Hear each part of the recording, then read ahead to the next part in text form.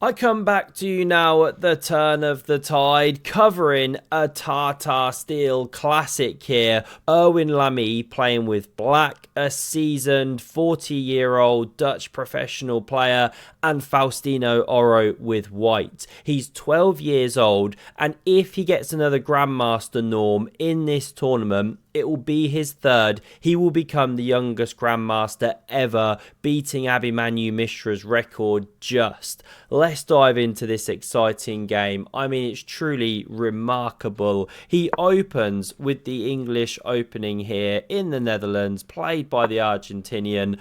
A reverse Sicilian on the board, knight c3, and these are some of the main moves for black. None of them played. We get d6.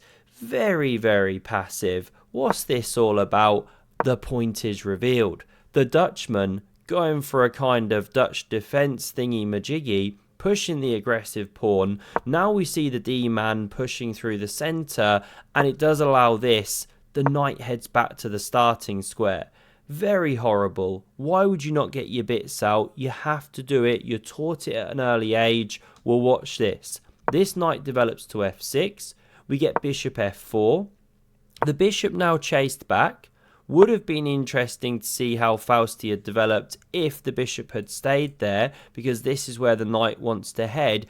And now we get pawn g6. It sets up a connect 4. We love to see it. Erwin wins a beautiful piece of fish prepared by Ali Reza. They are by the sea. It's a beautiful seaside town. Now we see pawn e3 here, bishop g7 and knight h3. We start to understand why this guy went back to the starting square, because one way or another you're headed for this f4 point. How do we now see black play? Well, castles is prudent, just the normal move. But c5's on the board. Now that is ambitious and not that hot. You're weakening more light squares here, especially this big outpost, especially the knights are headed that way. This is a brave decision. Bishop e2's played. Now if black plays here, you're well advised to actually capture first. Now the knight's got to give ground, let's say like this, and white gets a great game. Stacking up the bishops, covering the centre, nice holes to work with, all is good. So we didn't see takes. We saw knight f6 immediately. Now this knight jumps in, looking at the outpost once more on d5. Also stops the natural bishop development, and this knight now enters the game. We've got ourselves all 4 ponies on the board. Not quite a horse box, but we're close. And I love the simplicity with which Fausti handles this position.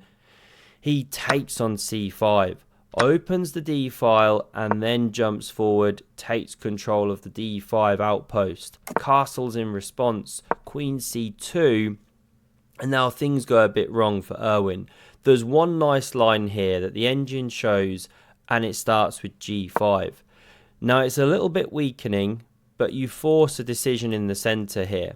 Best is takes, because then this knight can occupy the outpost. Okay, first you can hit the queen, something like this. You get the outpost, but black gets f4 at least, and the bishop's coming to f5. Hence why queen takes is very risky, not the best.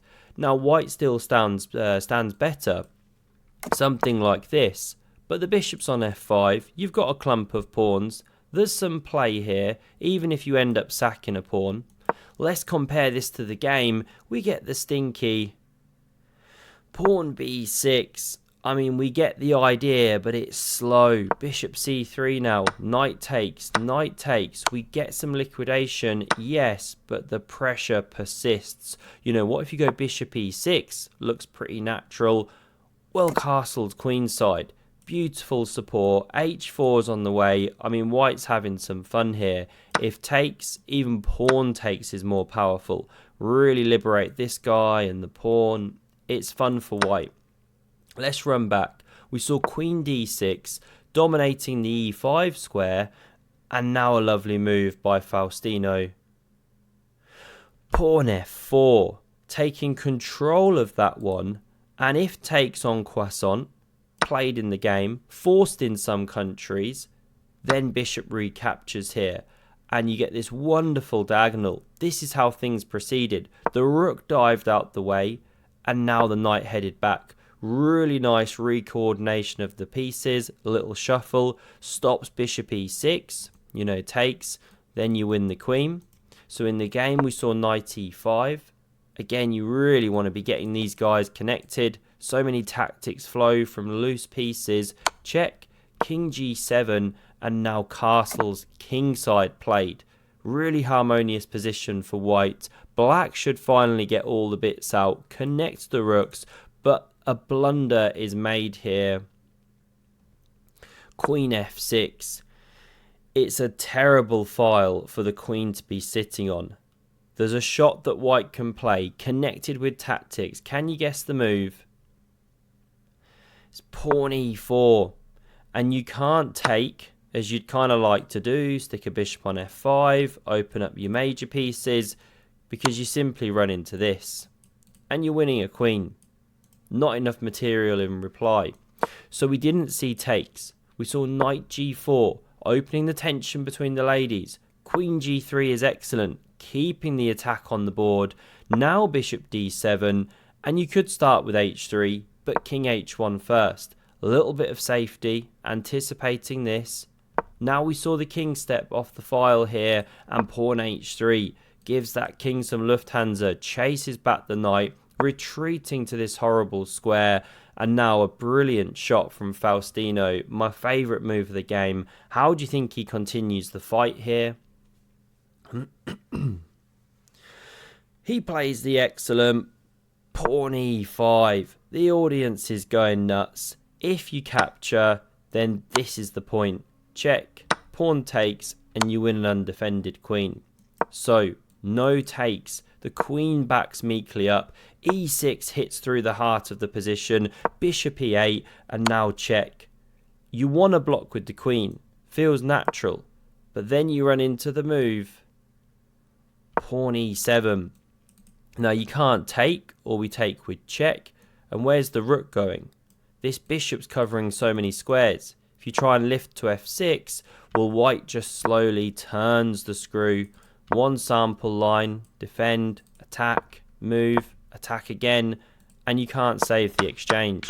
Something like this, you're just getting hammered. So we didn't see queen g7. We saw king g8 played. Queen centralizing now. What a beautiful 8-legged piece. Rook slides over, and Fausti whispers, "Do you even rook cliff, bro?" Flowing all the pieces into the game. g5 now desperately tried, but pin and win, baby. The pawn can't take. The king's in the firing line. g4 was desperately tried. At this point, it's just getting so tough for black. Huge bind. Pieces are terrible. Advanced pawn in the heart of the position. Rook d1, and after bishop g6, we get the cool and calm rook g to d3. You got 10 double stacked points of pressure now barreling down, preparing to hit d7. What a monster of a piece this knight from f4 is. We see why it went back to g1, or from f3 rather. This is how the game proceeded, challenging the open file there, but bishop c6 takes, rook takes, and it was enough to force resignation on move 36. Because what to do?